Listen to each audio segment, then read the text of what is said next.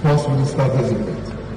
The amputee team won the African Cup of Nations, and up to date, their bonuses have not been paid. And I think that this is something that's very unfortunate. Please, I always say that the strength of any nation is determined by how they treat the vulnerable in society. Please, I will treat you and I'll plead with you. You have even moved to the extent that one of them has even lost his life. The team manager. Please, let's try and give them what is due them. And let's even reward them for even showing courage in the face of adversity. Thank you very much. God bless us all. Well, the Swag Sports Journalist of the Year has brought something very, very important to our thoughts. Something that we have pushed here at Joy Sports for a while. And seen hang. Now he's brought it back, and that's something we surely are going to dig into later this afternoon here on the show. So Victor Achutamaklo comes to start it off for us this afternoon here on the Joy Sports Link. Victor, good to see you. Good afternoon. Likewise, Nats. How are you doing? I haven't had you here on this side of the. I think I've been here once. The Saturday after the African Games. Yeah. There was a lot to talk about. Yeah. The African Games is a major subject as we look forward to the vetting. A year, right? Yes, the vetting of Sports and Recreation Minister designate, and a show will be very, very interesting. I want us to get into the Sports Writers Association of Ghana Awards night, and all the major highlights as well as those who won. I'll be running through the list of all those who won, but before we start the show, I'd like to send a big message of congratulations to Dr. Randy Abbey, who has been named as acting CEO of COCOBOD. Now, Dr. Randy Abbey, do remember, is one who has contributed greatly over the years to this show. And we've had some of the biggest conversations on sport and zeroed in on football with his expertise and his contributions. And so the least we can do from here and from our perspective is to wish him well and to tell everyone else that, well, there are some of us in the system who know the person beyond what everybody just sees. So many people will just see a journalist and, somebody who's on your television at a certain time of the day. But there is so much more to that individual, Dr. Randy Abbey, including even what he's doing in the football space that many people do not know about, including constructing major infrastructure for the club that he owns 100%, and that is Bando-based Heart of Lions. Well, there's a lot to talk about when it comes to that, but I just observed some of the things that happened on social media during the weekend, and I thought that it was very important that we send a word of congratulations and a word of big confidence to Dr. Randy Abbey to look forward and perform greatly and go above himself and make things happen at COCOBOD as he takes over. Hopefully he will be confirmed, and then he can start off the work. And of course, for us from this space, obviously it is something that is great when you go to the Ghana Bar Association. Any member of theirs who is elevated to such high public office is greatly regarded and recommended and also encouraged. So we would also want to do same, and would also want to do that for Dr. Randy Abbey, a fine gentleman indeed, and a man of many parts and varied expertise, which brings him to relevance for this particular position. And of course, considering that there is a lot stipulated within the Ghana COCOBOD Act of 1985, there will be a lot to do. Congratulations to you once again, Dr. Randy Abbey. And we sure will drag you out of your office one weekend to come and talk football matters, because you are the chairman of the Black Stars Management Committee as well. if you will, his little brother may attempt to make a suggestion. Yeah, tell me about it. I do hope against it, but my suspicion is that the issues in football may become a distraction to him at some point. It may become a nuisance, especially with things that he may not even directly be responsible for. Right. Well, you see, so this is what it is. It is about, and of course, with all these, I mean, close to 3 decades of experience in business and in media. Yeah. I mean, this is somebody who is occupying a higher space when it comes to the administrative block and the setup. And of course, he knows how to put together a team who will be augmenting and and doing other things that he doesn't necessarily require to be spending his time doing, but it's a matter of management of time. That's not what I'm talking about. Okay, well, I am talking about management of time and how things are going to go. There is that. You get me? Yeah. I'm just saying that the conduct of certain individuals, especially at the Ghana Football Association, the failure of maybe the team itself may erode some of the goodwill his work at Cocoa Board would get. Oh, I see. No problems. Charlie, we have to start, thinking positive, even though we know things are not easy. Charlie, we have to start thinking positive. I was having a conversation with some friends last night about the next FIFA World Cup, and we have to qualify. Look, we have to qualify. There's too much at stake. We have to qualify. We have to qualify, right? Oh, yeah, and we will qualify. We will. Yeah. Under the leadership of Randy Abbey. Randy Abbey led the Black Satellites Management Committee and won, he won an African Games gold, right? Yeah. So, Charlie, that goodwill should come back. Wherever we go, bring that goodwill back. We don't want to hear anything else. Anyway, so let's run through the list of winners on last night's Swag Awards. And do remember that the Swag Awards is the oldest, platform for recognition in this country. This is the 49th edition, the one that just went by. So next year will be a very, very big celebration and would all be a part of it. Okay, so the coach of the year is Black Satellites coach Desmond Ofair, obviously for his exploits with the African Games gold. Okay, great. And then the male footballer of the year, Abdulaziz Issa. Prospect of the year, also Abdulaziz Issa. Then female footballer of the year, Mukarama Abdullahi. The national team of the year is Ghana's athletics relay team. Athlete of the year, Edwin Gadai. And boxer of the year is Amadou Mohamed. Now, hockey player of the year is Elizabeth Opoku of GRA Ladies. Swimmer of the year is Abeku Jackson. And then the weightlifter of the year is Winifred Intumi, who's just joined us virtually. We'll be having a conversation with her. Referee of the year is Ni Otu Lakai. And the club of the year is Samatex, the defending champions whose fortunes now have taken another turn in the Ghana Premier League. Now, cyclist of the year is Emmanuel Sessi. A taekwondo athlete of the year, Kelvin Amuzu. Sports personality of the year is Rose Yeboah Amuinima. And of course, the sports journalist of the year is Bright Kankam-Buedu. And of course, there was a special prestigious SWAG President's Award to Coach James Kwesi-Appiah, and that we'll be discussing as well. But let me take initial comments from you, Achu, before we get on to speak to our weightlifter, our super weightlifter, who has won this very, very big accolade, Winifred. Let's take your general thoughts on how things were organized last night. I think the SWAG did their best to put together a wonderful celebration of sports excellence across board in the country. Except that in some of these things, you would always be up against the typical Ghanaian attitude of tardiness. Because the event was scheduled to start at 6. I think they were almost ready at 6. But you have to do it with people, especially the nominees. If they are not there, you cannot start the event without them. So I think that is the one thing every event organizer worries about. You can be ready, but you cannot control when your guests and sponsors and all of those. Very interesting twist you've given it, because I've also encountered that a couple of times as MC of major events, and you're there, everybody's ready and good to go, and but the guests themselves, we need to start but when they eventually came, when people eventually filled the place, then you could see why SWAG have to do everything possible, and why they do everything possible to give us a good event every year.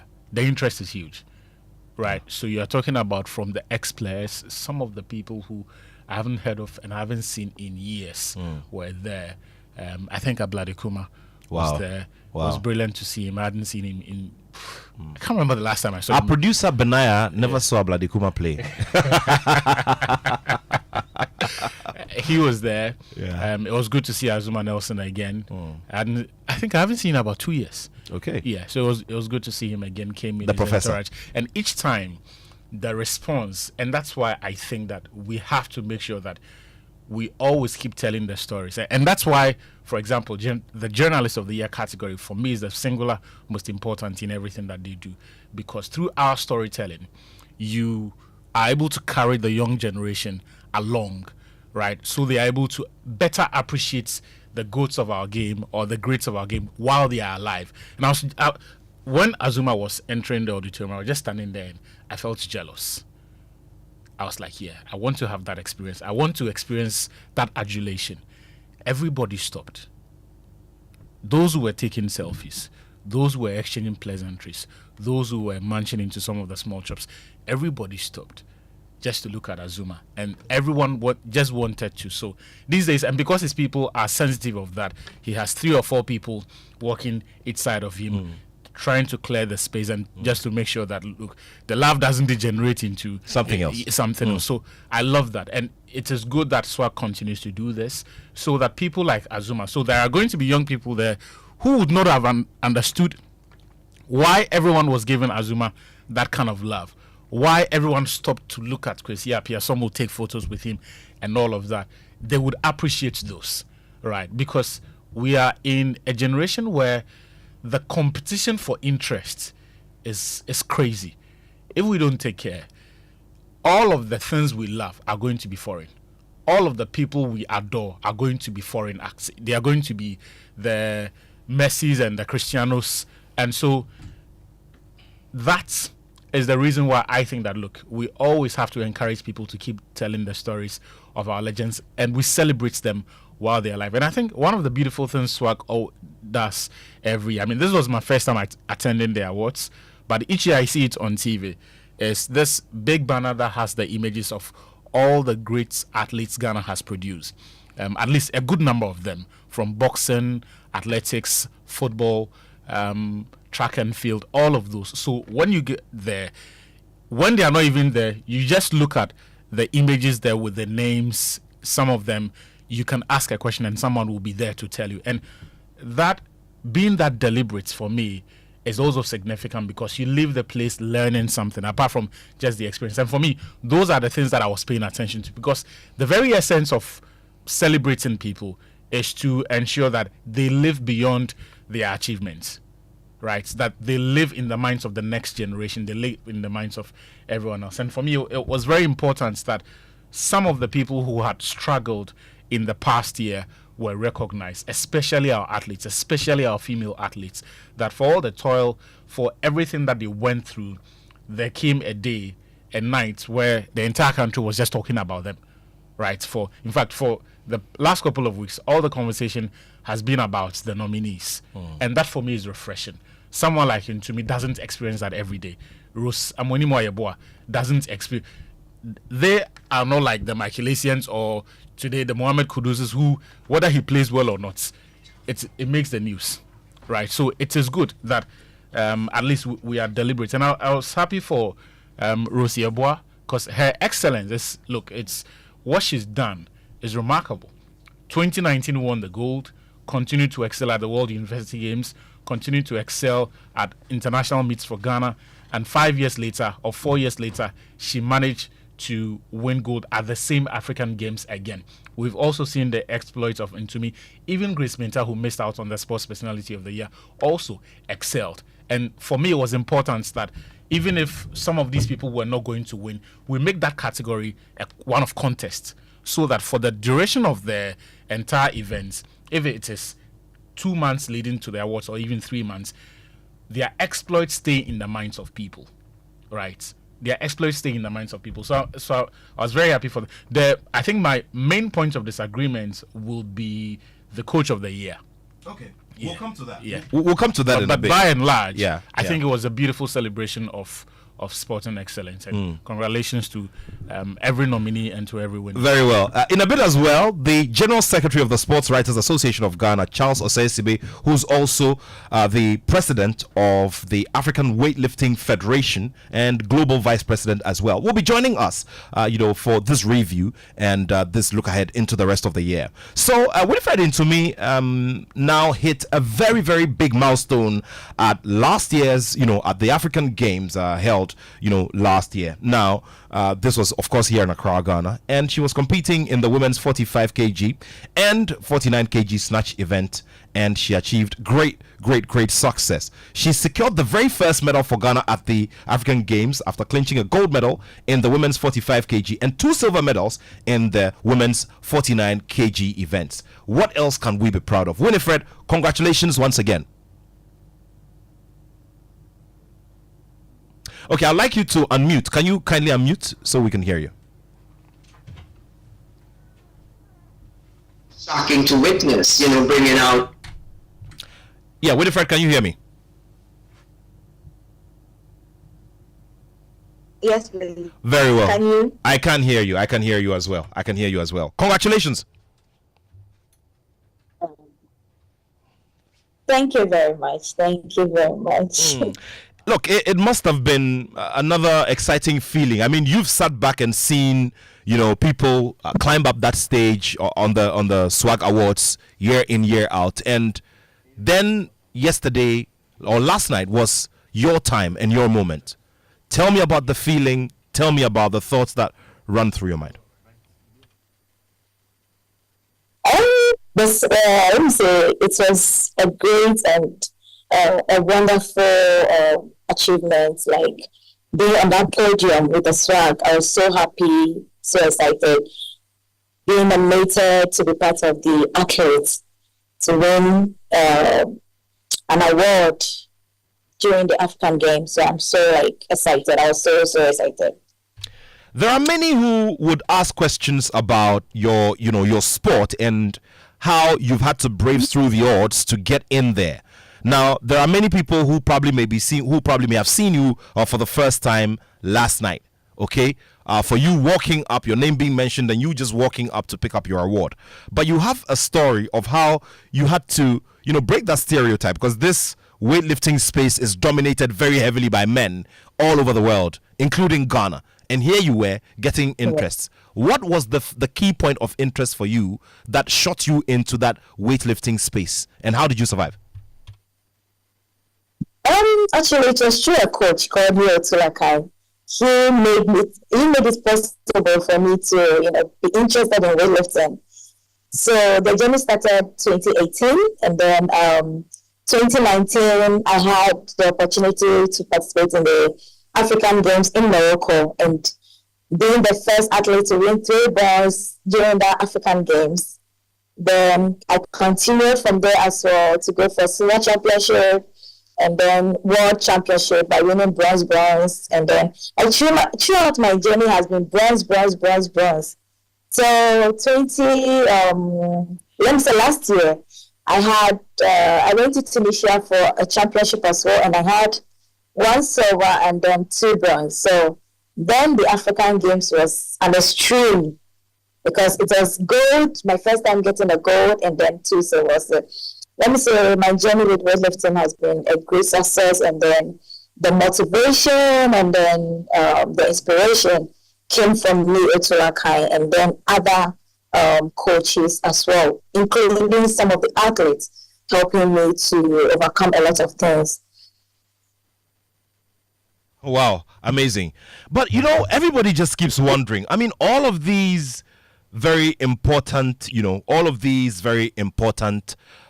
milestones that you hit, going into the gym for the very first time. What was it that was just pushing you to get into weightlifting of all sporting disciplines? Didn't you get any friends who told you that this is too machismo, this is too masculine for a lady? Yeah, actually I did. When I went there for the first time, I was already doing athletics. I was into athletics. So I went there for an off-season training at stadium. Then I went to watch them. So I saw a lot of ladies there, and then I saw a lot of guys. I was like, I can do this. Like, if I put my mind to it, I can do it, because it doesn't matter if I'm muscular or not. I just want to do weightlifting.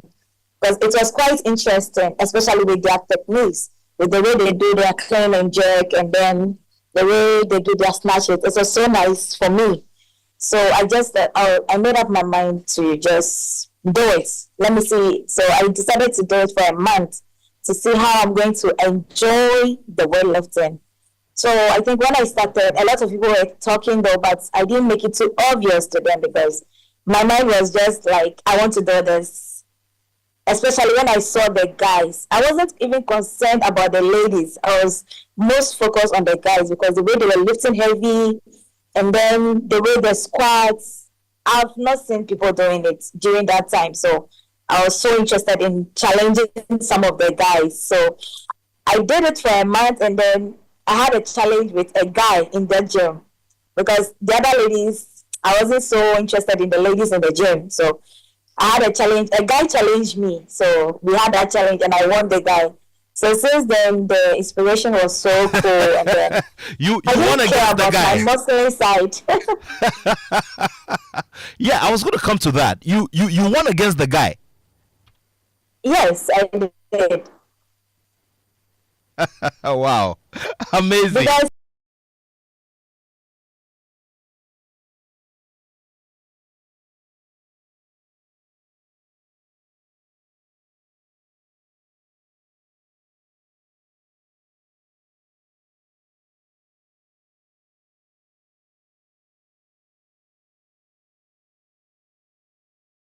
on this day, so they fixed a day in the gym. So then some of the guys also challenge each other, and some of the girls also challenge each other. So my challenger was a guy, and then I just had to win him over. Wow, this is having a conversation with a go-getter and one who is an achiever indeed as well. Now, she towered above all to, experience and bring this experience of getting Ghana a major medal in weightlifting. Today, she has been named as the weightlifter of the year at the SWAG Awards Night, which was held last night, the prestigious SWAG, Awards Night. And she's sharing her experience with us, and it's just amazing. It's just amazing, including, getting a challenge with a guy, a male colleague, and that sure is a very, very serious one. Winifred into me. So you never know. Loads and loads of people listening to us from all over the world with various demographic descriptions. We'd never know. Maybe somebody may listen to this interview with her and say, I'm a lady, I want to get into weightlifting ASAP.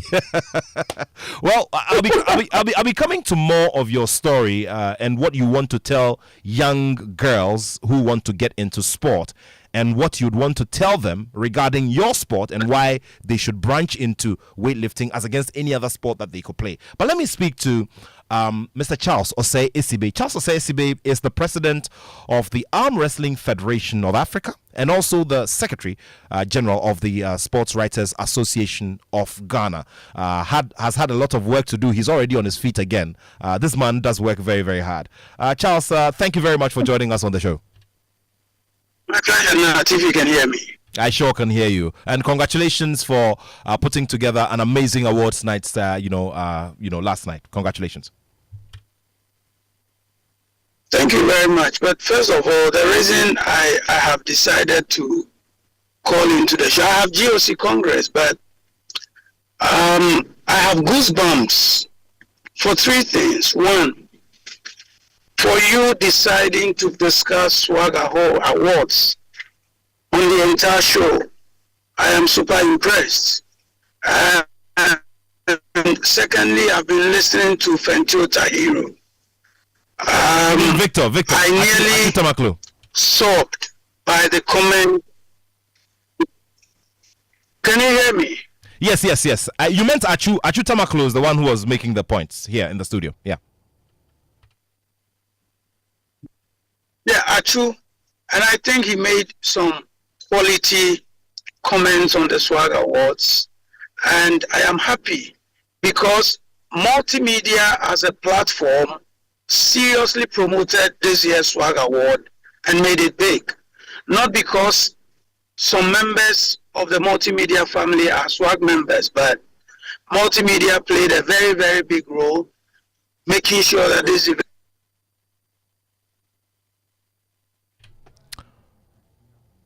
All right, Charles would be re-establishing contact with Charles. Yeah, okay, Charles, please go ahead. Success. We had the number 2 citizen of the land in our top guest, which is everything. It was beautiful, and for us, from where we sit, we are happy. The last but not the least, the comment from your guest, Winfred Oon to me, she mentioned the name of all that, and I must say that Neo Tulakan yesterday was adjudged the best referee as well in Ghana, and Yes. So the swag story itself is so beautiful and interesting. And I'm happy today Joy FM Sports Link is discussing the Sports Writers Association of Ghana. Next year it will be the 50th, and we hope we'll get it done better. Great. Charles, just for education, the public, who are not accustomed to the ways of swag, would obviously want to know how we come about our winners. Now, being a member, somebody who's being involved in this process, I do know that there is a yearly ritual. I want you to walk everyone through that yearly ritual and how everybody comes across these winners who step up to the stage and, take their moments of glory for achieving over a specific sporting year.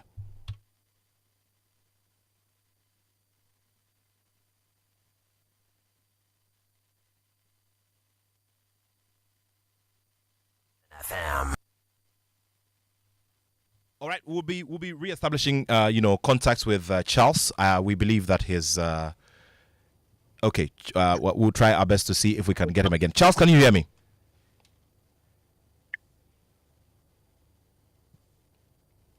Let's continue with with Winifred. We'll come back to Charles. Winifred, you've been talking about the zeal to continue to achieve a lot of things, even at the early stage of your being a weightlifter and going to challenge your male colleagues and all of that. And so we're all not surprised seeing you rise this fast and this high in the sport. Okay, so just in case you meet a young lady, who has the requisite physical features and has the build and the muscle bulk to do this, what would you tell her to convince her to come and play weightlifting of all sporting disciplines? What would you say to her?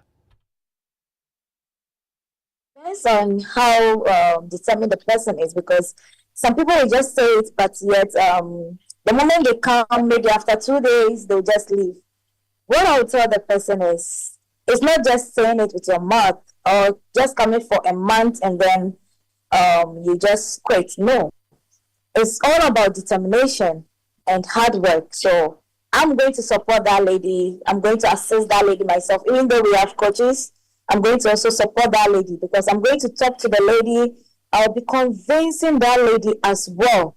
But with all this convincing and then talking to the lady, if the lady is not determined, then it means it's not going to work. But if you have that determination, it works easier to even encourage a lady to do it, because I always use myself as an example to them. When they say a weightlifter or a female weightlifter, they think you have muscles, you look like a man, excuse me to say, you look differently. But I want to rephrase that thing, that word that they've been saying. If they look at me, if maybe they can check on my Google account, my Instagram and everything, it's just referring to me. I've not changed my name. I am still me, and I'm still a lady. I still look like a lady. I behave like a lady. I do everything like a lady. But when it comes to lifting, I'm a different person altogether, because I have a different face for weightlifting and I have a different face when I'm outside weightlifting. So if you're a lady and you want to do it, just look at me. I don't look masculine. I just look normal. So if you want to do it, just put your mind there. Focus on it. You don't have to listen to criticism or listen to anybody outside, because that's one thing that discourages we the women a lot. Because a lot of guys, even our own colleague females, they criticize us a lot. But me, I don't listen to them. It's not easy though, but I try as hard as much as possible not to listen to them at all, because I'm already focused and my mind is so determined to the extent that whatever anybody says, I don't listen to them. Even when I started weightlifting, I had to hide this from my parents for some time. So I traveled for my first competition in Egypt, sorry. That was 2018. They had no idea it was weightlifting. Their mindset was it was athletics I was traveling with. So when I got back, then they saw it on television. Then they realized it was weightlifting. So by then they were like, are you sure this is what you want to do? I was like, yes, I'm doing this. And you can't stop me because I've started already. I've traveled. So what are you going to do? Like, what do you have to say to me now? So then my dad and mom had to sit down, talk through things. And then they were like, if this is what you want to do and you're determined, because we don't want to hear any story. So if you are so determined, we're also going to support you. So since then, my family has been supporting me here and there, even when I'm at the, like, let me say, I'm down. They really motivate me, they talk to me, they assist me a lot. So I'll say a very big thank you. So what I'll tell ladies out there is, it's all about how determined and focused you are. Don't look at how masculine or how you are going to become. Weightlifting is not about bodybuilding. We have bodybuilding and we have powerlifting. Weightlifting is not about bodybuilding. It's all about the techniques. If you know the techniques, it's easy for you to do weightlifting. Amazing stuff. So now this is in the bag. You have a gold from the African Games. You have silver from the African Games. You have the World Youth Championships and all of that. Now, what will be the next phase of this remarkable journey in weightlifting, Winifred? Okay, let me say there's still a lot of competition ahead, and my way forward is to continue doing my best, and then my best among my best, because we have a lot of Commonwealth competition coming up. We have African Games, Olympic Games also coming up. So now the games are not just there. You need to go for qualifications to be able to participate in the games. So, for instance, with the Commonwealth that will be held next year, God willing, there's a qualification throughout this year. Without those qualifications, I cannot qualify for the Commonwealth Games. But if I go for the championships, the qualifications, it's a must. I'll win, and then I'll qualify for the Commonwealth Games. And that's what brings the achievement.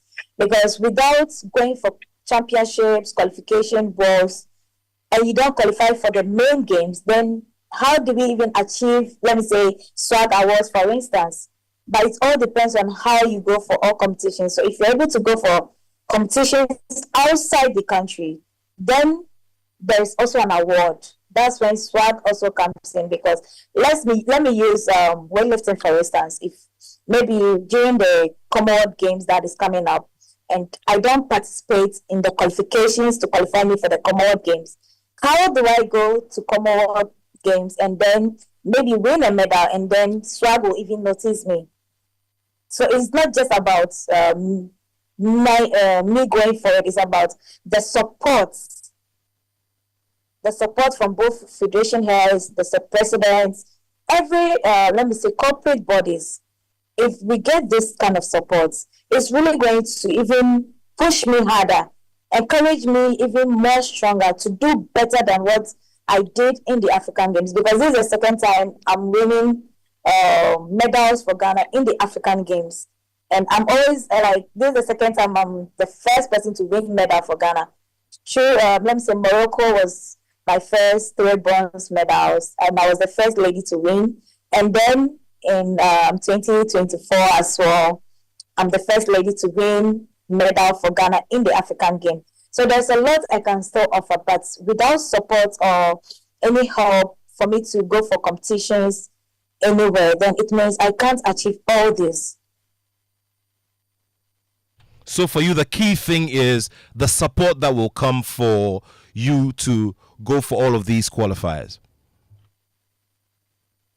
Yes, because I'm training so hard.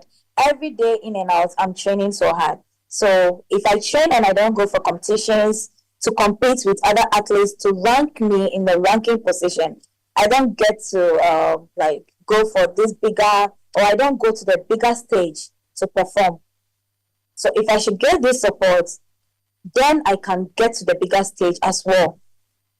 Talk about the bigger stage. You've watched the Olympic Games, you've watched the Commonwealth Games. Sometimes when you sit back and watch the screen, watch them do all the major lifts, watch them lift in your weight category and make those achievements, stand there, get their respective national anthems played. What are some of the things that run through your mind? A lot of things runs through my mind because I participated in the 2022 Commonwealth Games in Birmingham. And then when I was on stage, when I saw even my own teammates, like my category, when I saw them, I was like, how do they do this? Because when you look at them, the kind of support they get from their coaches, their teams, even their, let me say, countries, is so amazing. But Ghana here, we don't get those things. So it's kind of like we are using our strength more than what we are supposed to even get. Because when you have a coach, you have to have a medical personnel, like you have to have a lot of things for just an athlete. So when you are training, there's someone also looking at your health issues, looking at how, let me say, how you are doing, how you are faring, the things that you are supposed to be eating as well. So when we get all these things, it really helps. Because when I went to Birmingham 2022, I saw, like, the experience was great. I won't lie to you. I felt like I can do more than what I'm doing now. Because if I see them and I see what they do, I can do better than them. But because I lack support and stuff, I just have to go with the flow. With the Olympics, I've not been to the Olympics, but it's my aim and my dream to be on the stage. That's also a bigger platform. Even the Commonwealth is a bigger platform. World Championship is a bigger platform, but Olympics is also another level of competition, a bigger stage, which my focus and then my mind is there because I want to get to that place. But without going for championships, world championships, qualifications, Commonwealth Games as well, I don't get to go to that platform. Well, so I'm guessing that the Minister for Sports and Recreation designate has listened to maybe like the first part of your message. I'd want you to say anything else you'd want to say to the nominee, Honorable Kofi Adams, who will be vetted in the coming week. What else, in addition to all of these, would you want to say to him as he starts his work, about your sport in particular? Well, what I would say to him is I will be glad and very happy if he tries to focus on the lesser known sports athletes as well, because we do our best in this sports that we are doing, especially, let me say, weightlifting. It's a very difficult sport, and the injury is like, it's 100% something like hurts. So I would like to plead with him, if he comes on power, he should do his maximum best to help us, especially when it comes to, let me say, without this health insurance thing, not mainly health insurance, but we need a medical personnel. We need equipment. We already have the equipment for training for now because of the African Games that we did. So now weightlifting has a lot of equipment. But we need them not just for the training, but to help us in terms of traveling as well, to be able to go for competitions. Because sometimes if we are going for a competition, like let me say individually like this, if I am going for a competition, my accommodation and tickets, sometimes by the time you are done with just one person, you spend like almost like $5,000 for just a single athlete. So it's really kind of like breaks us down because we don't get these funds to help us go for these competitions, to stay in competition like continuously. Sometimes you'll be there 7 months, 8 months, then you go for one competition. Sometimes the whole year, you don't even go for a competition at all. And it's very heartbreaking because you train throughout the year and then you don't go for any competitions. You don't even get to be recognized as well. And we get hurt a lot. It's really something that is really breaking us down because we get a lot of injuries. We don't have, let me say, boots, training things, let me say, for our own self. Because now weightlifting boots, if I want to order weightlifting boot, even if it doesn't cost me, it costs me $300 per a boot. So if I want to get my weightlifting boots, get a wrist wrap and stuff, we don't have all these things. We've been using, the one I've been using it since 2019. And even that one, the one that you've been using your wrist wrap. Hold on. You've been using your wrist wrap since the year 2019, 6 years ago. Yes. Yep. And my weightlifting boots. Also from Because 6 it years was ago. sensitive. What? Also from 6 years ago, the boots. Yes, please, from 6 years ago. Wow. Achu, did you hear that? Breaking. You heard that? Yeah, but it does not. Yeah, this is one of our topmost athletes in this country, and that also clearly puts the work in perspective for Honorable Kofi Adams as he prepares himself for vetting this week. Yeah. You do realize that year in, year out, or political tenure in, political tenure out, you get politicians, say this line, which has now become cliched. We want to focus on other disciplines. We want to focus on, and then it has this unfortunate tag of lesser known sport. Now, some of the sporting disciplines are fighting to change that tag and change that name to least funded sports and all of that. Well, that's true. But as far as I'm concerned, the only way you test the seriousness or where the seriousness, right, of their attitude towards changing this narrative, and I'm talking here about the designates, the ministers, right, is in what they do to change the status quo. So if you'd say that you don't want to be a minister for football or a Black Stars minister, what is your attitude towards boxing, right? What is your attitude towards cycling? We do know that, like, the global meets, the calendar does not change, right? We may see plus or minus 2 or 3 days, but we do know when the African Cycling Championships will take place. We know which of our cyclists are in line to participate. If they have a chance of winning a medal, we will know by virtue of their performances over the last 5 or 6 meets. Right, Nats? Yeah. When it comes to sprints, it is the same. So when it became very evident that Shansafo Entry was falling down the slope, no one needed to make an argument about that. You only had to look at his performance. You only had to look at his age. When it became evident, right, that we needed to move from the Flinks, also Japan, that group of female sprinters. No, when it comes to athletics, right, there is no argument about who deserves what. The performances say enough. So if you are minded to, if you say that you want to focus on the other less funded or least funded disciplines, it will tell in your attitude towards them. It will tell in your engagement with them. It will tell in what you attempt to do in fixing some of the problems. It will tell in your revenue allocation, right? So when the year starts, you will not wait for the weightlifting team to come a month to the African Championships with their budgets. By the end of the first quarter, you are picking up that phone to call the boss of weightlifting. First, or even before the year ends, you are demanding their reports and their program or plan for the year. You peruse that, you interrogate that.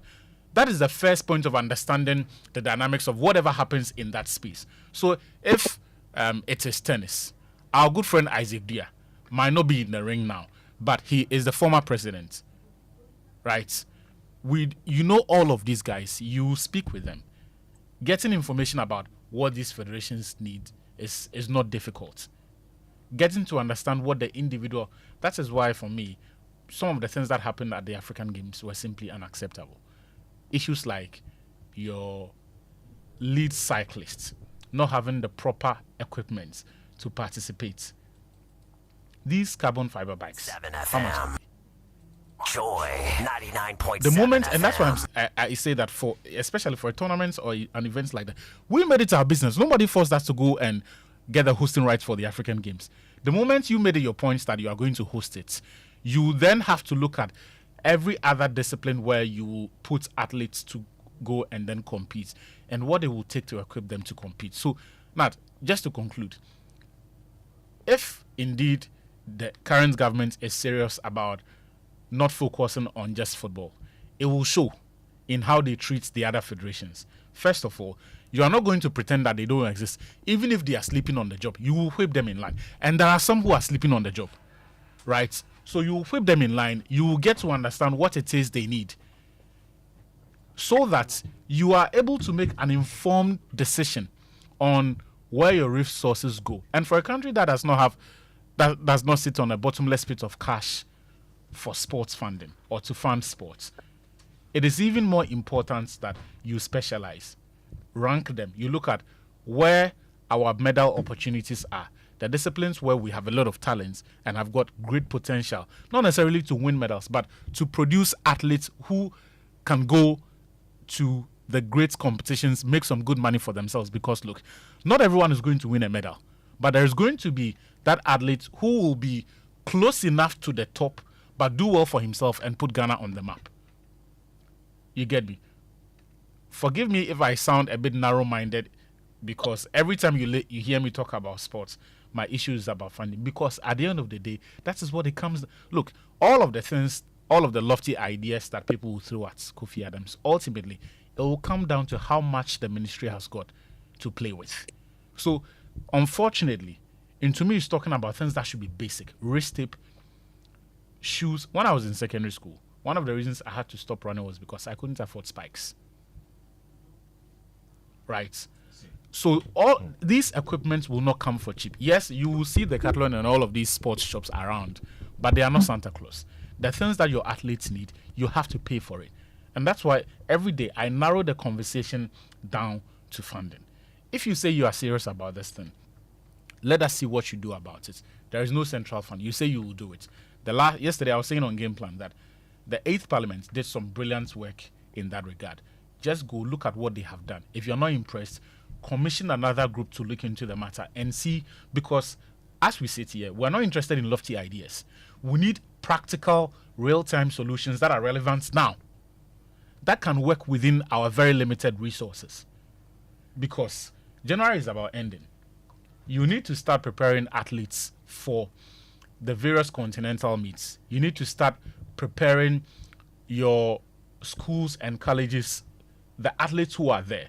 You are not going to say that because there is no major competition in the next month or two, you are going to sleep on the job. No. And you see, everything that happened last year, the Kadman Yamwa incident, just goes to show you that, look, beyond the money conversation, you need a certain buffer so that in times of emergency, like it happened to Rosieboa, like it happened to Kadman, right? Like it happened to Deborah Akwa, whose career is almost ended because no one wants to take responsibility over who made a promise to her to bear the cost of her rehabilitation. So today we've discarded her. God forbid, if our sister suffers any injury tomorrow, it will take a public appeal. It should not happen. No one we're talking about national athletes. When the UK released their budgets for the year, right, the in excess of £300 million that they said were, it is not every UK athlete whose name was on that list, but it was the high performing ones. But in our case, even the high performing ones do not have access to anything at all. So yes, all of the things that Ntumi has spoken about are brilliant, and they are the areas where we will see whether or not this government is serious with sports. She's spoken about funding. She's spoken about resources, right? Sorry, logistics. She's also spoken about human resource, because, and even with that side, I was paying attention. It came in twofold, right?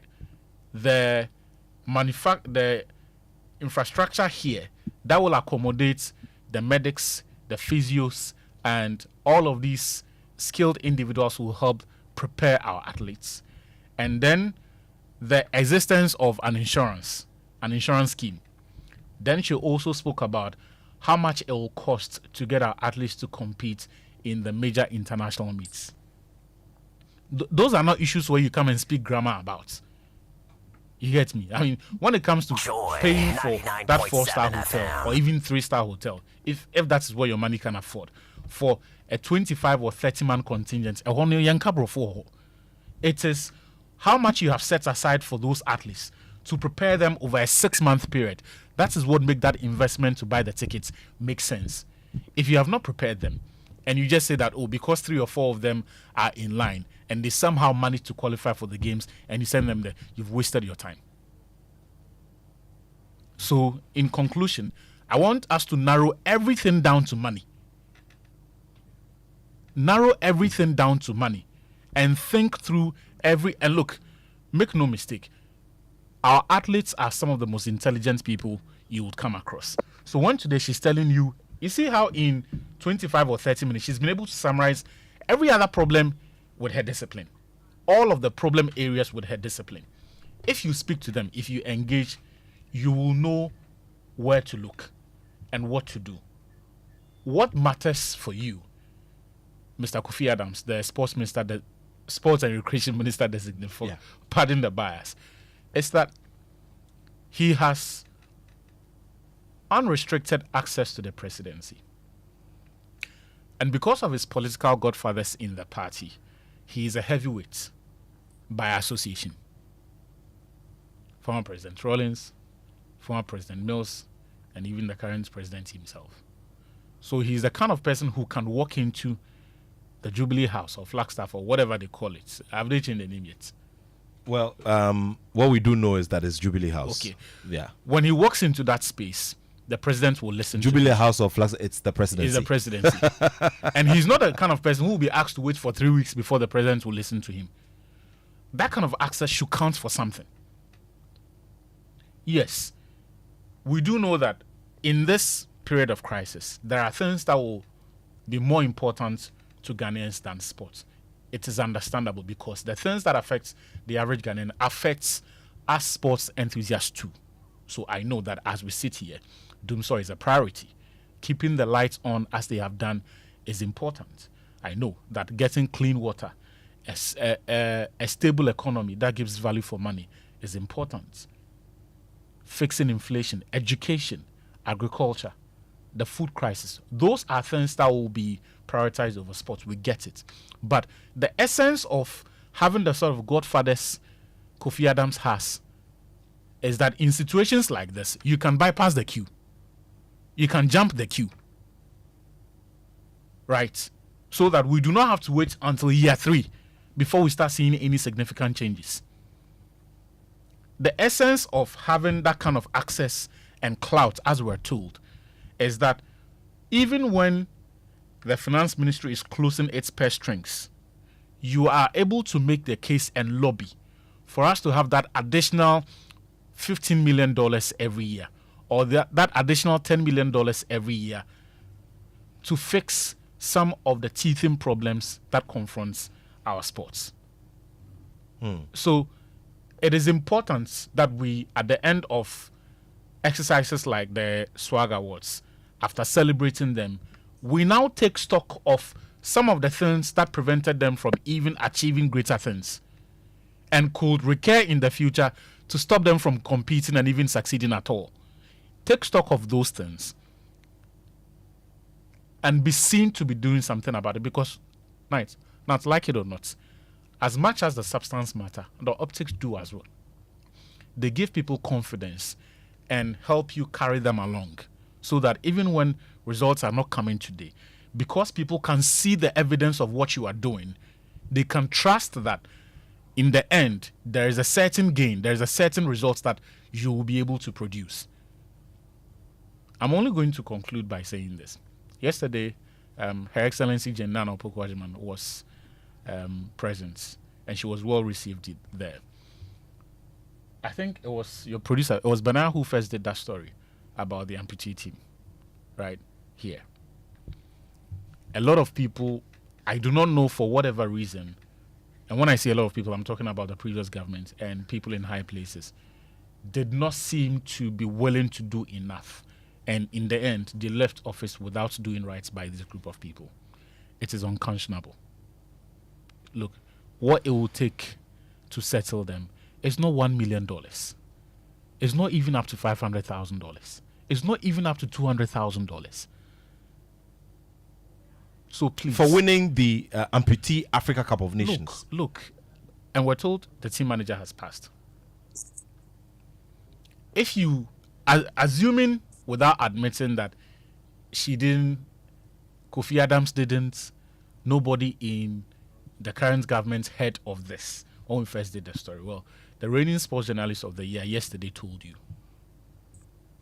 And I was glad that he said it in front of the sports minister designates and the vice president. If they are minded to, we should see results. And now, this is not something that should take 2 weeks or 3 weeks for them to resolve. Right? This is not something that should take that long for them to resolve. Attend to them and resolve that matter. It's a simple... Look, Nat, these people, when you calculate the bonuses, the arrears and everything, it will not even be up to $150,000. We know if tomorrow the Black Stars Management Committee calls the sports minister designates and tell them that, oh, there's some outstanding debts, $200,000 somewhere that they have to pay, they will find the money and pay. Right? They will find the money and pay. These are not things that should even take a radio campaign for us to get people to be working to resolve some of these things. So for me, I think that I think to me she's spoken very well. She's been able to summarize all of the issues and has given the minister designates and government a sense of what pertains in weightlifting, what pertains in the other disciplines as well. And look, these are not things they didn't know anyway. If they are serious, as I've said, we will see it by their actions. Well, if you just joined us, we're here on the Joy Sports Link on Joy 99.7 FM, bringing you a big review of what happened last night. The biggest performers in our domestic sport and who also hold the torch for Ghana internationally were rewarded and awarded last night. They were recognized in a very big way on the biggest platform when it comes to recognizing sportsmen and women, as well as all those associated with them. And this is also the longest running award scheme in this country, hitting a 49th milestone last night and being headlined by Her Excellency the Vice President of the Republic of Ghana. Well, let's also bring into the conversation the recently named Sports Journalist of the Year, the SWAG Sports Journalist of the Year. The transfer market in media took him elsewhere, but he's still very much, a part of us. The multimedia blood will never get out of a man. So, congratulations to you once again, Bright Kankambwedu. Bright, can you hear me? Thank you. Yes, I can hear you loud and clear, Matt. Great stuff. Thanks so much. Great stuff. Of course, I see multimedia still as family, Very well. Look, you've worked very hard over the years, and it's not surprising that this accolade has come to you.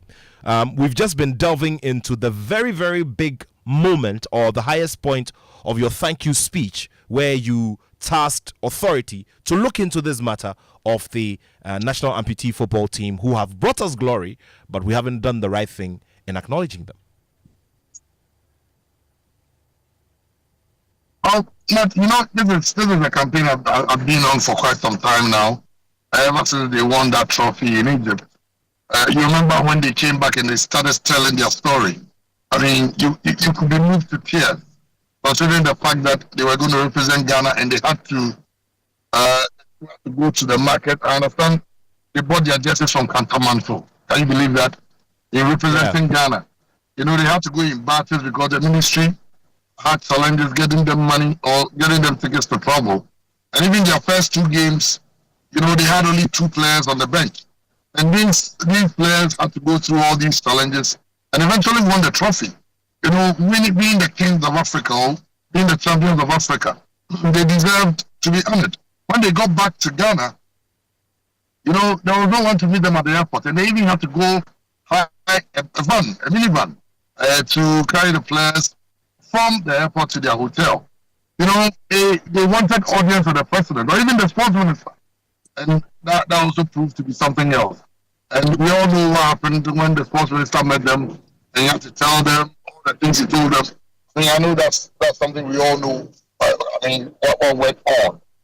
So I decided that as journalists, one of the things we can do is also to have an impact on society. And these are people who are vulnerable. These are people with a lot of challenges. The physically challenged people, most of them are on the streets.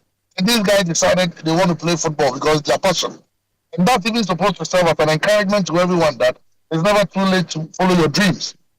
So the last time I had an opportunity was, even before this one, was when the vice president then, Dr. Mahmoud Baumia, then candidate of the MP, held a meeting with the press. When I had the opportunity to speak or ask a question, I drew his attention to the plight of the amputee team. And he assured all of us, all of Ghana, that he was going to talk to the sports minister to see that they are paid their bonuses, their diems, and anything due them. And I mean, that didn't happen. So, at least, Bright, at least the interesting thing as well is that, Bright, the interesting thing is that in the build up to all of this as well, and one of the things which I believe triggered, the unfortunate comments from the then Youth and Sports Minister was their visit to then ex-President Mahama. Then ex-President Mahama, who generously and graciously gifted them $10,000 for their effort. And I'm told that this is a private relationship he has with the team. He's been supporting them in the past, apparently. That was what I wanted to get at. Because the team when the team decided to tell their story, they talked about people who have been helping them. They talked about that prophet. Yes, he gave them 100,000 Ghana cedis. Then former president and now President Mahama. That he's always been helping them, and they even went to him for support. But apparently, around that time, he wasn't in the country. So after they winning the trophy, they took it to him. He granted them audience and gave them $10,000. And I think that's what, of course, triggered the sports minister to tell them the things he told them. I mean, treating them like they weren't even Ghanaians. And let's not forget. I mean, as much as we don't want to compare with some of the other national teams. Ordinarily not. We all know that these are people we are even supposed to hold much dearer because they are physically challenged. And I saw that if the president did what he did when he was not a president then, bringing it to the attention of the vice president and the sports minister will get to him. I'm sure that he might probably have been watching the awards ceremony and everything on TV. So they will get to them. I think all of us need to weigh in on this campaign that the amputee team, they need to be rewarded. I understand that when Angola won it, each player was given a house. In fact, and our players have won it twice. And even what is due them has not been given them. And that is what motivated me to make that call on that very big stage. In the coming week, the nominee for the Sports and Recreation Ministry will be going for vetting.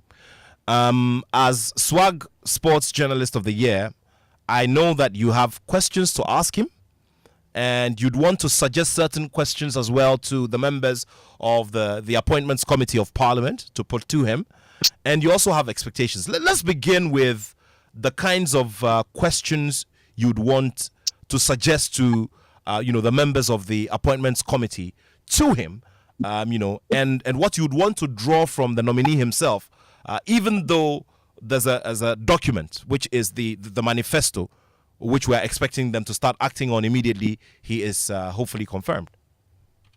Well, I always make this assertion, and the job we do as journalists. Not even only our job. I mean, any kind of business or profession anyone is involved in. Don't know that your salary will not be a motivating factor to why you go do your job. But when you are not paid, it can demotivate you. And I guess that's what happens with sport. I know a lot of people do not really do that go based on sport. But when sports is not handled very well, it can affect the chances of that government staying in power or being ousted. And I guess we all knew what happened in 2014 when we went to the World Cup and all that. And I guess President Mahama and his government, they knew them before. They saw what happened.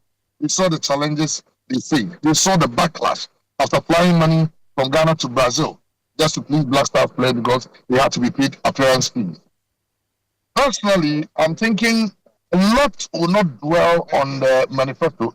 Ordinarily, we all know, as sports journalists, we don't tightly hold governments or administrations to their manifestos. But all we mostly clamor for is to see our sports progress, is to see boxing do well, athletics do well, football do well, badminton do well. And we see a sports minister who is not a sports minister for football. And I mean, we've seen it over years that is what we seem to be getting. Personally, if I had to choose, I felt that Neil Van der Poel would have done a very good job because he had been there before. The president thought otherwise and brought Kofi Adams. What I would tell the sports minister, or the question that I'll be asking him, it won't even be questions, or it will be suggestions, that he should be a sports minister for all. It should not be of course, all Ghanaians are cheerleaders, or let's say we cheer for the Black Stars. But we should not be seeing our sports minister following the Black Stars around when they are in Kumasi, he's there. When they are in Tipkus, he's there. When they travel, he's there. And he will be doing the same thing for athletics. When it happens like that, Ghanaians see you as a sports minister for football. They don't see you as a sports minister for sport or a minister for sport. And that is what I think Kofi Adams needs to do. We need to try to find a way so that football will not take all the budget. Of course, I mean, you all know that the sports ministry's budget is consumed by football. 2-3 Black Stars games and the money is done. He should find a way. He should find a way. Get corporate Ghana involved, get corporate institutions involved to help build our sport. That's what we want to see. If the Black Stars are doing well, if our other national teams are doing well, if we are going to Olympic Games and we don't have a single boxer at the Olympics, Ghanaians will not be happy. We want to see something different. And I'm glad that he's a boxing person. I understand you're a boxing person. So, yeah. Anybody who spends considerable time or who spent considerable time in their respective careers with former President Rawlings would surely have had something to do with boxing. Exactly.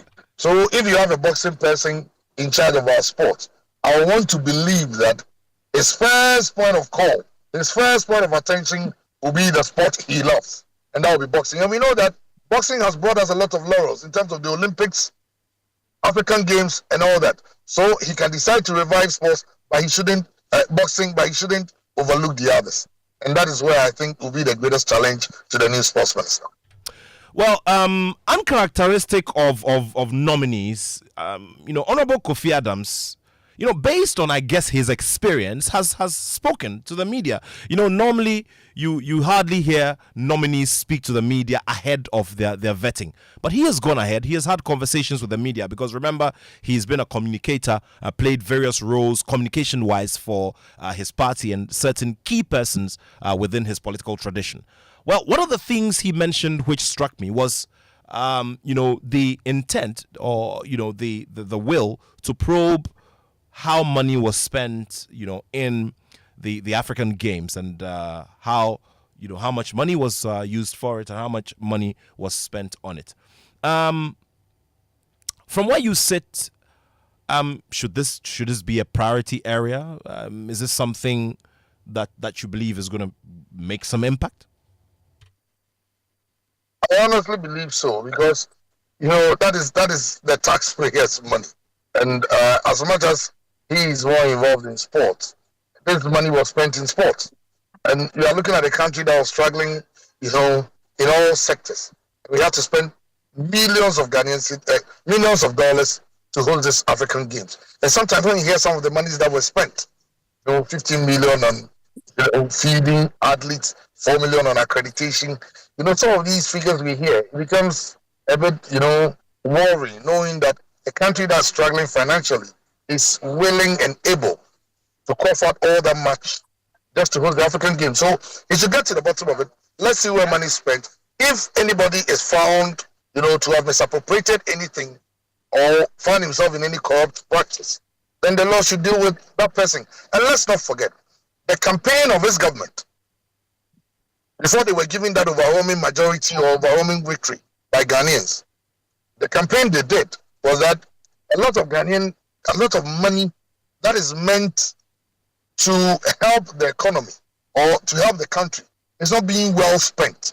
So if Ghanaians give you the mandate and you decide to overlook some of these things, all the things they said in opposition, the suspected foul play. Remember, Okujeto Ablakwa came out with a number of documents about the All African Games.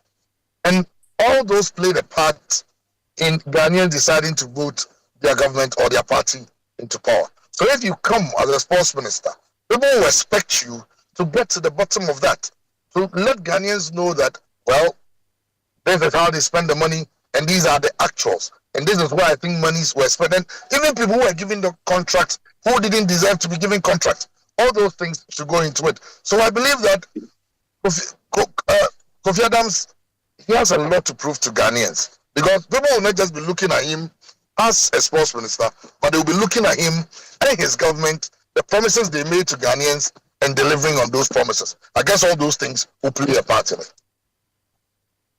Amazing stuff. If you just joined us, we're having a conversation with the recently named Swag Sports Journalist of the Year, Bright Kankambwedu. He raised a very important issue in his thank you speech last night, in the presence of Her Excellency, the Vice President of the Republic, the President of the Sports Rights of Ghana, Mr. Kwabena Yeboah, and all who were gathered there at the prestigious awards ceremony. Now, he wants to, rehash the advocacy that all of us have been, championing and pursuing for the national amputee team who won gold in the, at the, amputee AFCON. And that is something that we're all going to get committed to doing. Now, I've been asking questions about what the expectations are, as well as, Honorable Kofi Adams is vetted in the coming week by the Appointments Committee of Parliament. You join us with your thoughts. Remember, it's 055-1111-997, 055-1111-997, or +233-55-1111-997 here on the Joy Sports link on Joy 99.7 FM. 25 minutes to the top of the hour when we wrap it up.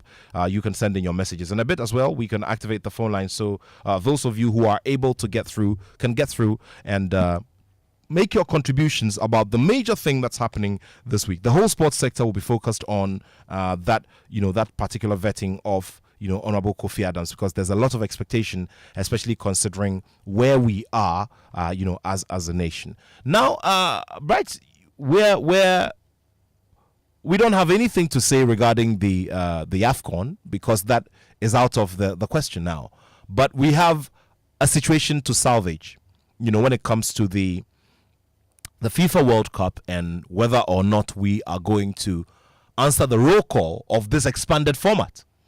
Now, from where you said once again, how should the minister approach his relationship with the Ghana FA? I mean, I'm saying this because we all do know that by establishment and by law, this is a closed organization of individuals and groups who have invested their resources, personal, into the game. And this is a closed association, so we cannot necessarily go in there and tell them what to do. Okay? What should be the approach in getting this problem solved? Well, I guess the initial approach should be that of respect, that of cordiality. I think the FA and the sports ministry should always have a very good relationship. The sports ministry, one way or the other, is representing the interest of all Ghanaians, because let's use the presidency has been given a mandate by Ghanaians to rule the nation, and the president, in his own wisdom, has decided to appoint people in certain areas in his government to run it for Ghanaians. You know how our football is going is terrible, and if you're a Ghanaian, you love the game. You appreciate the fact that this is not the Ghana we grew up knowing. Even in recent times, this is not Ghana we've grown up knowing. Ghana is not at the African Cup of Nations, and that is not even the point. I mean, look at the fact that Ghana played the games in 2024 and we won only 2 games. In the entire qualifiers, Ghana scored only 2 goals. In fact, we scored 3 goals, sorry. We scored only 3 goals. And the sad thing is that even in our last game against Niger, when we were trailing by a goal to 0, and we got an equalizer, our coach went onto the field to celebrate with the players. I don't know what that he wanted to symbolize with that, but that for me was a statement or a showcase of how low we have sunk. So I will expect the sports minister to have a very good discussion with the FA. Tell them about how Ghanaians feel about where our football is going. And I know, Nat, I'm sure you get a lot of calls, and even with places you sit and the people you interact with, they will tell you that most Ghanaians don't have confidence in our coach Otuado. I think it's the FA is the only people who have so much confidence in him. You talk to some of these players, and I've had the opportunity of talking to about 3 or 4 of the senior players who felt that they should have at least been consulted by the FA in one way or the other, or their opinions should have been sought, whether they feel comfortable working with this coach or not. And there's a coach who was able to convince the FA that they had to do something about his backroom stuff instead of him being the coach. So sometimes some of us wonder that if Mr. Kedokweku is giving Barcelona to run, I am sure that his first point of call in terms of getting the coach might be Otuado, because he seems to have so much confidence in the coach. And there's the coach who is struggling to even keep his dressing room tight. Look at what happened with the captaincy. Look at what happened with, it started way back from even our game against Brazil before the World Cup. Right. I would want you to stay a little longer on the issue of the captaincy, because anytime we've brought this issue up, there are those who would immediately jump on that tangent and say, listen, there are more important issues in the Black Stars than that of the captaincy. Can you tell everyone who's watching and listening to you at this time what they may be missing if they toe that line, and what the captaincy means and issues around it mean to the everyday survival of the Black Stars? Please let everybody know from where you sit. Well, I think that has been re-echoed so many times, and even the recent video of Baby Jada Samojan should tell us something. When he had to do a live video and cry on social media, telling the world that a lot of things were, there were some mechanics or some machinations just to get the captaincy from him to please certain people. It started way back. You remember the issue of Kwesi Appiah and Abedi Pele? This country has struggled so much in terms of captaincy. When Ghana played against Germany, when we lost by 6-1, in the dressing room, the old players will tell you that there was a huge quarrel between some of the players, that the captaincy shouldn't have been given to any other player but Tony Yeboah. But because they had issues, and the issues start from our number 10 and the captaincy thing. Look at the DIU. Look at how the captaincy was taken from Asamoah for the DIU. We know all the fuss that created, the disunity that brought into the team. And let's not forget, this is a human institution. There are people who might, even in Ajoy FM, I'm sure that there are people you are close to more than, let's say, Fentu Tahir. Fentu might have his people he's closer to. So definitely, when something like this happens, it affects other players. And let's look at what happened. We have a caller. If Partey is not there, Jiku is our captain. Then the coach says that Jiku told him he had a friendly to play, so he'll be late to come. Then the coach found out that it was no friendly. But Jiku took 24 hours more to get to camp. So out of that, as punishment, the coach decided not to give the captaincy to the next senior player in line, that was Jordan, but decided to give it to Kudus and even give him the number 10 shirt. I understand that members of the FA, even the FA president, called the coach and told him that, coach, you have played this game before. You have played for the Black Stars before. Probably not living in Ghana.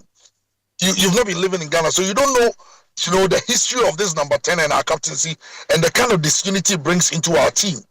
So first of all, if you give Kudus the number 10, fine, but the captaincy, let the senior players take it. Let Jordan take the captaincy. The coach disagreed with the FA president, and I know that it's one of the reasons why even the FA president felt that they needed a stronger management committee. That's why they brought in Dr. Randiabe, because they felt that these are things that should be solved at the management level. We gave the captaincy to Kudus. Kudus went to play that game, and we all know.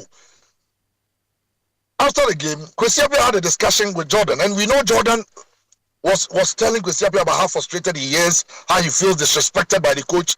And what happened? The coach went to Jordan, spoke to Jordan, gave him the captaincy for him to come play. And our game against Sudan, in Libya, you saw what happened on the field when players almost came to blows. So obviously, the captaincy and the number 10 shirt has always been a problem that has not been managed too well. And our coach seems to have been confused about this whole thing than any other Ghanaian. And what did you see our last game?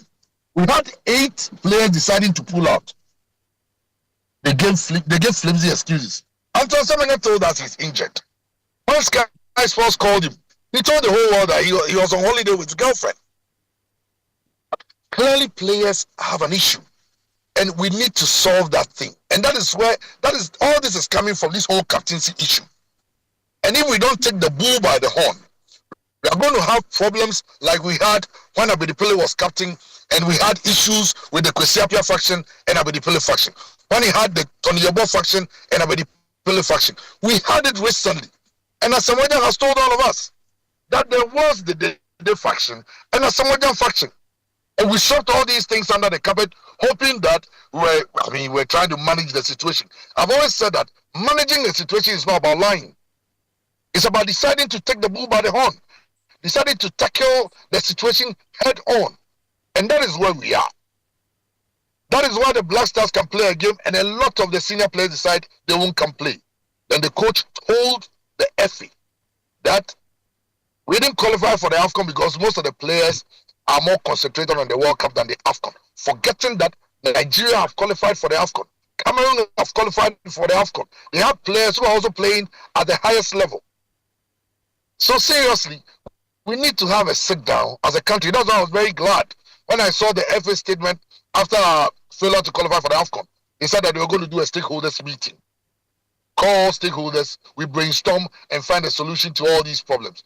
Sadly, they've not been able to organize it, but I think we need to do that, and we need to save our football.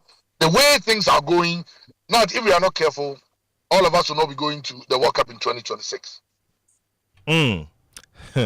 That's a very, very, very, very interesting and profound warning or, word of caution from Bright Kankambwedu, who is the new Swag Sports Journalist of the Year. Now, there's a lot more to talk about. Bright, I'll be reading some text messages here, and we can activate the phone line now. 0302216541, 0302216541, and 055-1111-997. Once again, 0302216541 or +233 30-221-6541, and also +233 55-1111-997. Well, Bright, there is also this, this analogy about football and how when it thrives, there's a ripple effect. I want you to also tell me, what your view is on this. Just like they say, the league, one way or the other, thrives when Asante Kotoko and Accra Hearts-of-Oak are doing well. Obviously, because if we are able to go to the World Cup and do well and get into maybe like a Final Four stage, or maybe even to the finals, that sounds ambitious for now. But if we're able to do very, very well and advance, we're going to make a lot of money. And the first port of call, of course, will be to say that the money must be reinvested into football. But at the end of the day, there's also the conversation about how sometimes some of these monies can have some little percentages spread across the other disciplines so they could also enjoy it. So is there some direct correlation there? Is there some linkage there where when the Black Stars are doing well, it motivates officialdom and authority to now do even more for other disciplines? Is that the case? Well, I don't think so. But I mean, one of the things that I think we can put our finger on or say on authority is that when Asante Kotoko and Hearts-of-Oak are doing well, the league does well because it generates a lot of interest. Basically, when we're growing up, you are either a Kotoko fan or a Hearts fan. Even people who were supporting Okru or other Tivora Dep and all those teams, they still had this soft spot for either Kotoko or Hearts. So when Kotoko and Hearts are doing well, clearly, our league does well. It is not fair that we have not been able to manage our league so very well. And this player instead of staying is killing our league. And sadly, people seem to glorify it, make it skill that means that you are doing a good job. Seriously, when was the last time you saw a player, one of these top players, playing the kind of elite or say yes, they play one season and they want to go. Now players are going to Ethiopia and all those places. And that is why I think we need to have a football nation, as we call ourselves. Some people feel that they are not a strong coalition that we used to be. But strongly, we need to have a sit down. We need to look at this holistically. Let's find a way of solving it. Ghana goes to play at the World Cup. We make 11 million, 8 million. Government takes it back and decides to reinvest it into the Black Stars. Forgetting that some of these players need to play at this level, go up there before they get a chance to play for the Black Stars. When we have a strong local league, even help the national teams. Look at the under 20. How many local players did we have when we won the under 20 World Cup? A chunk of the players were local based. When we went to the World Cup in 2006, we had local players even playing at a level because our local league was up there. So I think the local league needs to be taken a second look at. Sadly, the FA's concentration has always been on the national teams. I mean, the Black Stars and the other national teams. But we need to look at our local league. We need to strengthen the coaching arena. Officiating is terrible, and I think we need to stick there, do something about it. And one of the things I like the FA president was when he admitted that day at Congress, and he admitted that Ghana's football problems, two of the major problems, are coaching and refereeing. It is sad that we have identified the problem, but we haven't been able to solve it, or we haven't taken major steps to solve these problems. And I think if we should do that, our league will do well. And the money bit, seriously, corporate Ghana, I even struggling to.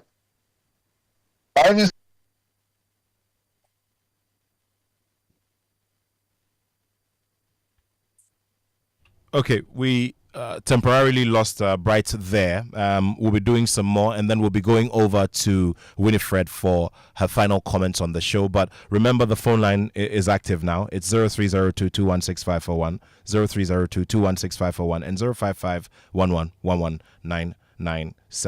05511119997. This message is coming from Felix Adai in Ohio. He says, congratulations to my very good friend and brother, Bright Kankambwedu. His charisma and exceptional interview skills have endeared him to many. And I'm proud of him, and we will share in his glory. Thank you very much. There's a message from Mr. Inko Joseph, who is a friend of the show. Now, he says, congratulations to Bright Kankambwedu, lawyer Ernest Thompson, and the others. As executive council member on Galcas, for the Premier League divisions, I would like to and love to remind the incoming sports minister about the promise to help pay part of the salaries of the players, especially the Ghana Premier League players. And on that note, we'll say a very big congratulations to Inko Joseph, who's a good friend of the show. He was also elected as the Premier Division representative on the Ghana League Clubs Association's Executive Council. Let's get on the phone lines now. Hello, good afternoon. Yeah, hello, good afternoon. Thank you for joining us on the Joy Sports Link. Yeah, thank you very much. Abu Mohammed is my name. I'm calling from Japan. Please go ahead. Yeah, first of all, House of Folk and Kotoko doing well has something to do with Black Stars also doing well. For me, I don't agree with that because before January 2006, House of Folk and Kotoko, they were doing well. And we were not able to qualify for the World Cup during Abedi Pelif and their time. It's just that discipline. You only need discipline to be instilled in the team. But on my substantive issue, first of all, where Blaster is right now, it's not like we are happy. But we are happy that we have been vindicated since Tetokrati. We from the one, I said that I don't like him to be the Blaster president because the way he passed to get the job, you were part of the management. You never contested Mr. Nyanti. So if you want a position like being the GFA president, you don't have to get it on a silver platter. You have to contest. Be brave and contest Mr. Nyanti. You did not do that. That's my only problem with them. And thank God I've been vindicated. We've never been disgraced like this before. Yesterday I went to renew my passport with the intention that I definitely think I will also go to America from. So therefore, since Kofi Adam has taken over, there is a saying that show me your friend and I show your master. So since you are a friend of Rollins, I believe you will do a very good job. Thank you very much. Thank you. Let's get back on the phone line. Hello, good afternoon. All right, hello, good afternoon. Good afternoon. Thank you for joining us on the show. The Republic of China. All right, very well. Please go ahead. Good job. Now you have to say, Otto Addo. Otto Addo cannot manage egos of a team he himself has been part of. He went to the 2006 World Cup, right? Is that not it? Yes. And then, as a result of the person whom you know, gave him the job because he has a Ghanaian black man side of him. And I'm speaking inverted comment. If I'm not lying, he's there because he's kind of saying, I'm kind of saying that is it business? That when Otto Addo is business, I don't understand why you sack his assistant and the person who has the name of affairs left there the name of. Is it that because we have to pay some money? Come on, people's heart at stake. Somebody has gone to do his passport, and some people are following the thing because they want to go to America. But we are following what you are patriotic. And when they move up there, it unifies the Otto Addo man because it is the taxpayers' money that is used to pay him. We can't sit down for him to come and sit there in the name of Anya Jama or whatever. Come on. Okay, you call him whatever. Please, if you go somewhere and the sport as he come, the first thing he must do is to fire Addo. We don't want him. Point made. Thank you very much. 0302216541 0302216541. Okay, let me just quickly go over to Winifred for her final comments as we wrap up this conversation. I'll begin with her. Winnie, look, it's been what I guess that for you the year has started very well, and so I trust that you're looking forward to some very positive things, so the year would wrap up well for you. Yeah, hopefully, because I haven't started training yet. By next week, God willing, I'll be starting training. So I hope things go out as smooth as I'm praying and hoping it will. Thank you. You are a champion, and this afternoon we salute you and celebrate you on the show. Congratulations to you once again. Thank you very much. I'm really, really grateful. And also thanks to Swag Award for noticing me and then nominating me as well as those that supported me at the back. I can't mention all of their names, but they know themselves so much. So I really appreciate them. God richly bless them. And they should do more and more for me as well. Thank you very much. On the street just falling, girls have been calling, dropped up falling, brothers keep rolling. All right, so let's just quickly get through to Bright for his final comments as well. Bright, a lot of work to do, obviously, as the new government takes over. Let's just look forward to the vetting. But your final thoughts as we wrap all of this up.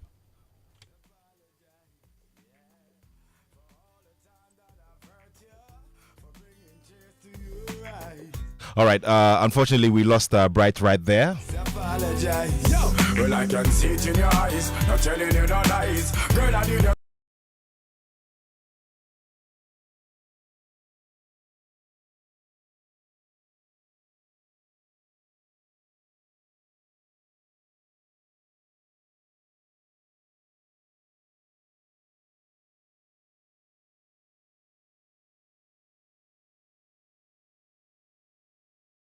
Well, what can I say? It's been wonderful sharing your company this afternoon. And thanks so much to Bright Kankambwedu for bringing us some perspective to some of the conversations. Thanks to Achu Tamaklo as well. He was our man there on the ground at the Swag Awards, which is our #1 platform for recognizing excellence in the sports sector.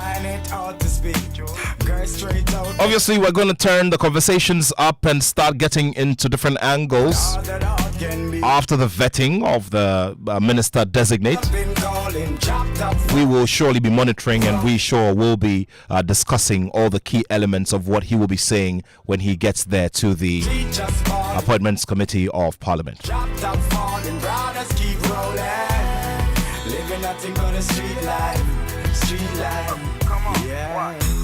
all the troubles I brought you, for all the time that you cried.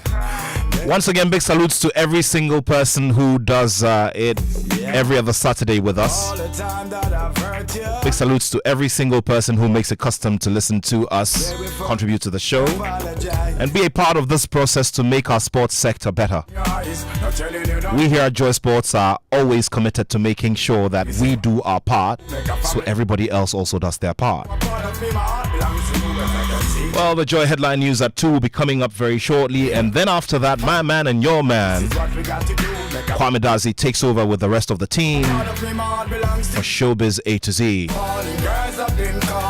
Once again, we say big maximum salutes to our good friend, Dr. Randy Abbey, my big brother, Dr. Randy Abbey, who is also owner of Heart of Lions and an executive council member of the Ghana Football Association, on his nomination by the president to become chief executive of COCOBOD. It's our hope that all the experience you've gathered as an entrepreneur and a businessman away from the public eye will be brought to bear very, very heavily on this job.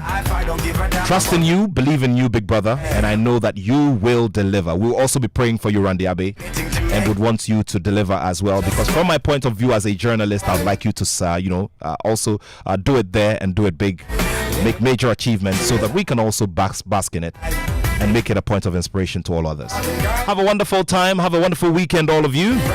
Stay well. We'll be back next weekend with another Joy Sports Link. My name is Nathaniel Attoh, and I have love for sport.